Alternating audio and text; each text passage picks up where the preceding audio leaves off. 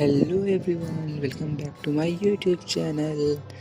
तो आज की इस वीडियो में हम देखेंगे अग्र पूजा खंड काव्य के नायक श्री कृष्ण का चरित्र चित्रण।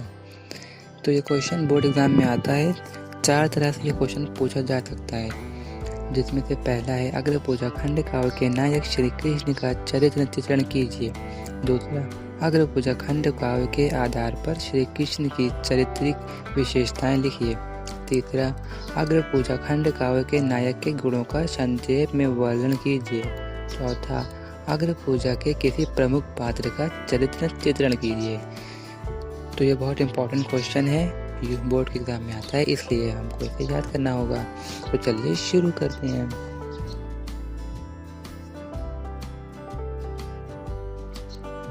श्री राम बहुरी शुक्ल द्वारा रचित अग्र पूजा खंड काव्य के नायक श्री कृष्ण है। संपूर्ण काव्य में श्री कृष्ण ही प्रमुख पात्र के रूप में उभर कर आए हैं। युधिष्ठिर के राजसूय यज्ञ में सर्वप्रथम श्री कृष्ण ही पूजा होती है। वे ही समस्त घटनाओं के सूत्रधार हैं। हमें उनके चरित्र में निम्नलिखित विशेषताएं दिखाई पड़ती हैं। लीलाधारी दिव्य पुरुष। कवि ने मंगलाचरण में श्री कृष्ण के विष्णु रूप का स्मरण किया है। विश्वकर्मा से भयानक खांडव वन में अलौकिक नगर का निर्माण करवा देने, शिशुपाल को अनेक रूपों में दिखाई देने से वे पाठकों को अलौकिक पुरुष दिखाई प्रतीत होते हैं। शिष्ट एवं विनयी। श्री कृष्ण सदा बड़ों के प्रति नर्म भाव रखते हैं। वे कुंती आदि पूज्य जनों के सम्मुख शिष्टाचार और नम्रता का व्यवहार करते हैं। वे युधिष्ठिर के राजसूय यज्ञ में ब्राह्मणों के चरण धोने का कार्य स्वेच्छा से ग्रहण करते हैं। पांडवों के परम हितैषी। श्री कृष्ण पांडवों के परम हितैषी हैं। वे उनके सभी कार्यों के पूर्ण सहयोग देते हैं। वे पांडवों को लक्षागृह में भस्म होने से बचाते हैं। द्रौपदी के स्वयंवर में पांडवों को पहचान कर उनसे आत्मीयता से मिलने जाते हैं। वे पांडवों के लिए इंद्रपुरी सदृश नगर का निर्माण करवाते हैं और उनके राजसूय यज्ञ की सफलता के लिए जरासंध को मारने की योजना बनाते हैं। राजसूय यज्ञ में किसी विरोधी राजा के विघ्न डालने की आशंका से वे ससैन्य यज्ञ में पहुंचते हैं। इन बातों से स्पष्ट है कि श्री कृष्ण पांडवों के शुभ चिंतक थे। अनुपम सौंदर्य से युक्त।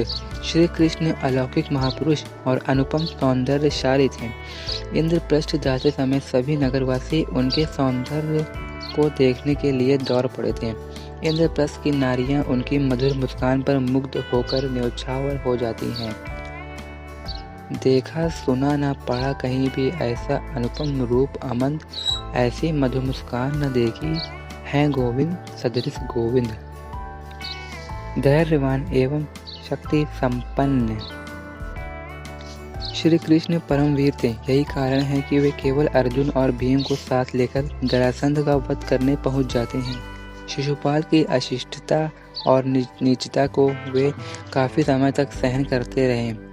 सभी के समझाने पर भी जब वह दुर्वचन कहने से नहीं माना तो उनकी शक्ति प्रस्फुटित हो गई और सुदर्शन चक्र से उन्होंने शिशुपाल का वध कर दिया। धर्म एवं मर्यादा पालक। श्री कृष्ण राजसूय यज्ञ में ब्राह्मणों के चरण धोते हैं एवं यज्ञ में मर्यादा की रक्षा के कारण ही शिशुपाल के निंदा शब्दों को शांत भाव से क्षमा करते हैं। वे आदर्श मानव हैं। भीष्म के शब्दों में शील सुजनता विनय प्रेम के केशव हैं। प्रत्यक्ष शरीर मिटा अनीति धर्म मर्यादा स्थापन करते हैं यदुवीर। अनासक्त योगी। श्री कृष्ण के व्यक्तित्व में भोग और योग का सुंदर समन्वय है। वे सांसारिक होते हुए भी संसार से निर्लिप्त हैं। जल में कमल पत्र की भांति वे मनुष्यों के सभी कार्यों को अनासक्त रहकर पूर्ण करते हैं। सबके पूजनीय होने के कारण ही इन्हें अग्र पूजा के लिए चुना जाता है। बस इतना था हमारा श्री कृष्ण का चरित्र चित्रण। तो अगर वीडियो अच्छी लगे तो वीडियो को लाइक करें और सब्सक्राइब करें मेरे चैनल को, ताकि आगे आने वाली वीडियो की नोटिफिकेशन सबसे पहले आप तक पहुंच सके।